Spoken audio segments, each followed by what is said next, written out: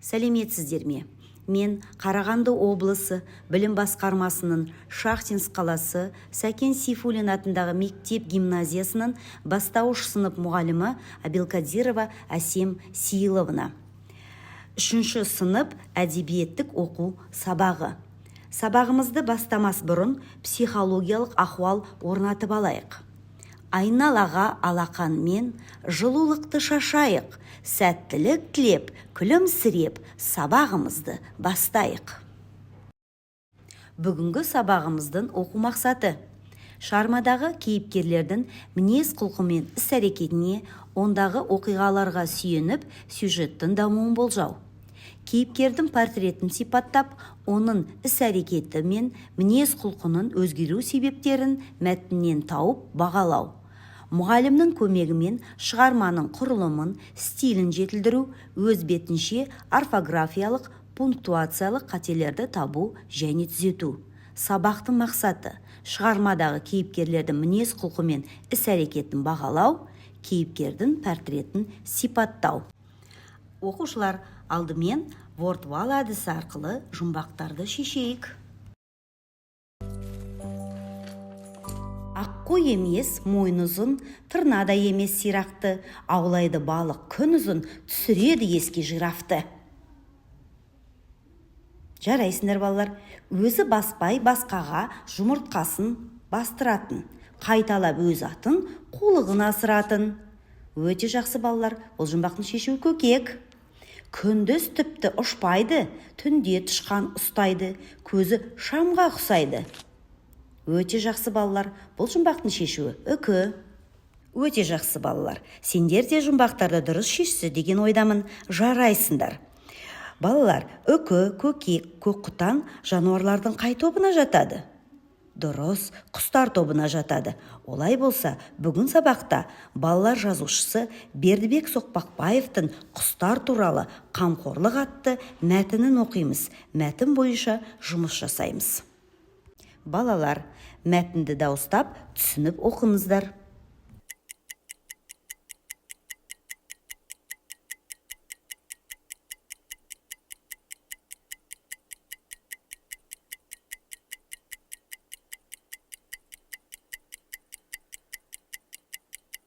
Балалар, мәтінде безбүйрек, зақпы деген сөздер кездеседі. Сол сөздердің мағынасын ашайық. Безбүйрек дегеніміз қатыгез, мейірімсіз дегенді білдіреді. Зақпы деген кішкентай аша ағаштың екі басына резеңке тартып, балалардың торғай ататын құралы. Балалар, оқыған мәтін бойынша сұрақтарға жауап берейік. Мәтіндегі кейіпкерлерді атаңыздар. Дұрыс. Қожа, Жантас, Торғай, Балапан. Балапан Торғай неден шошып қалды? Дұрыс. Жантастың аяқ астындағы ағашы сақ ете түскенде Торғай селт етіп шошып қалды. Жантас Торғайды немен атты? Дұрыс. Зақпымен атты. Балапан Торғайға қамқоршы болған кім? Қожа. Мәтіннің негізгі ойы қандай? Дұрыс айтасыңдар балалар. Құстарға тиіспей, оларға қамқор болу керек. Балалар, Жантастың жасаған іс-әрекетіне баға беріп көрейікші. Дұрыс. Жантастың жасаған іс-әрекеті дұрыс емес, өйткені Торғайдың еш кінәсі жоқ. Балалар, сіздердің де жауаптарыңыз дұрыс болды деген ойдамын. Өте жақсы, жарайсыздар. Балалар, суретке назар аударайық. Осы суретте мәтіндегі қандай оқиға бейнеленген? Дұрыс. Жантастың Балапан Торғайды атқаны бейнеленген. Мәтінге сүйеніп, суреттегі Торғайдың халін сипаттаңыздаршы балалар. Торғайдың жүрегі кеудесіне сыймай дүрс-дүрс соқты. Өте аянышты, әлсіз, өкпесі өшіп, әлсіреген. Келесі сұрақ. Сіздерде Торғайға деген аяушылық сезім пайда болды ма? Неліктен? Балалар, мұқият ойланып, осы сұраққа жауап беріп көріңіздерші. Өте жақсы. Келесі тапсырма балапан туралы 5 жол өлең құрастыру. 5 жол өлеңнің құрылымын еске түсірейік балалар.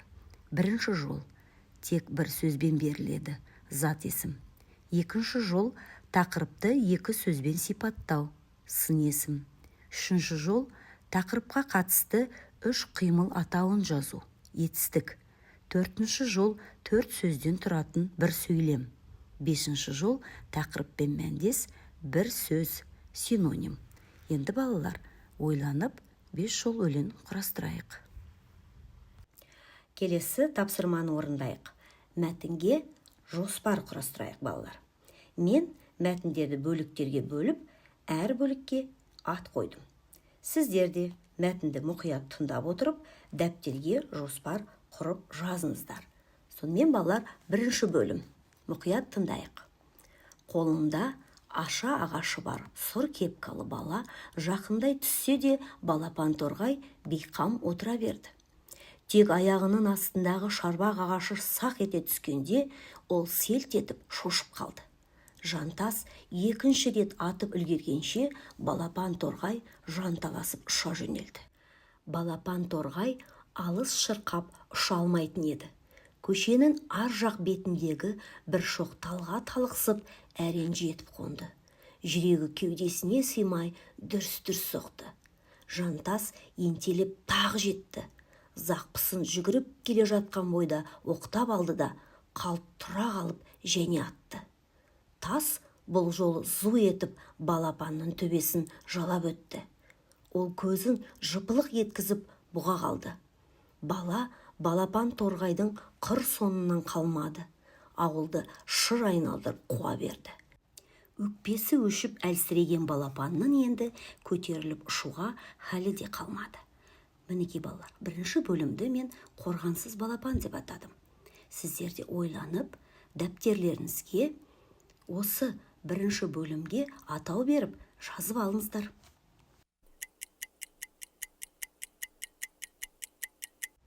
Балалар, әрі қарай не болды екен? Мәтіннің жалғасын тыңдайық. Үрейі ұшқан балапанның жүні үрпиіп, дуалға жабыса түсті. Әлсіз аяқтары сырғанақтап, сүріне құлап, аяшы, атпашы деп жалынғандай шыр-шыр етеді. Бірақ безбүйрек жантас оған құлақ аспады. Қол созым жерде тұрып атқылай бастады. Кенет жантастың ар жағынан «Ей, о немене?» деген дауыс саңқ ете қалды. Жалт қараса, қожа жүгіріп келеді екен. Жантас балапанды тездетіп тағы бір атып жіберді. Егер осы атқанда да тимесе, онда бас салып қожадан бұрын ұстап алмақ. Бірақ бұл жолы атылған тас иесінің жауыз ниетін құптап ұшты. Дәл томпышысынан дөп тиген тас балапан торғайды домалатып түсірді. Бұл бөлімге жантастың іс-әрекеті деген атау бердім. Сіздер де балалар ойланып, дәптерге жазып алыңыздар.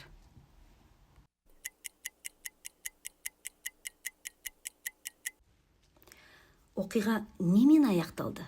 Тыңдайық. Торғайды қожа ұстап, мәпелеп үйіне әкелді. Газет бетіне нанның үгіндісін сеуіп, жедеп торғайға апарды. Бірақ балапан жемек түгел басын оңды-солды бұрып татып алмады. Қожаның босатып қоя беруі мұң екен. Балапан жорғалап барып, кереуеттің астына еніп кетті. Бұл бөлімді балалар қамқор қожа деп атадық. Сіздер де өз атауларыңызды беріп, дәптерлеріңізге жазып қойыңыздар. Балалар, енді Вен диаграммасына қожа мен жантасқа мінездеме берейік.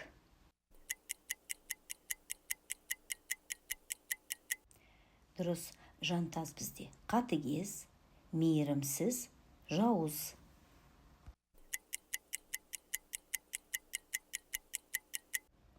Ал қожа бізде қамқоршы, мейірімді, жанашыр. Қожа мен жантас екеуі де бала, сондықтан да қиылысқан жеріне бала деп жазамыз. Жарайсыңдар балалар.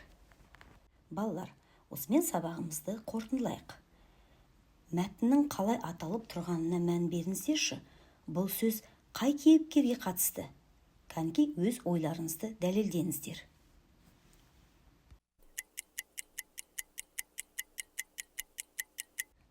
Мәтін қамқорлық деп аталады. Әрине, бұл сөз қожаға қатысты. Өйткені қожа торғайды ұстап, мәпелеп, үйіне әкеліп қамқорлық жасады. Торғайды жантастың жауыздығынан құтқарды. Жарайсыздар, балалар. Балалар, суретке назар аударайық. Суретте қожа мен жантас бейнеленген. Бердібек Соқпақбаевтың «Менің атым қожа» шығармасының желісімен 1963 жылы Қазақфильм студиясы «Менің атым қожа» атты балалар фильмін түсірді. Режиссері Абдолла Қарсақбаев. Енді балалар, осы фильмнен үзінді көрейік. Жантас! Жантас! Ой!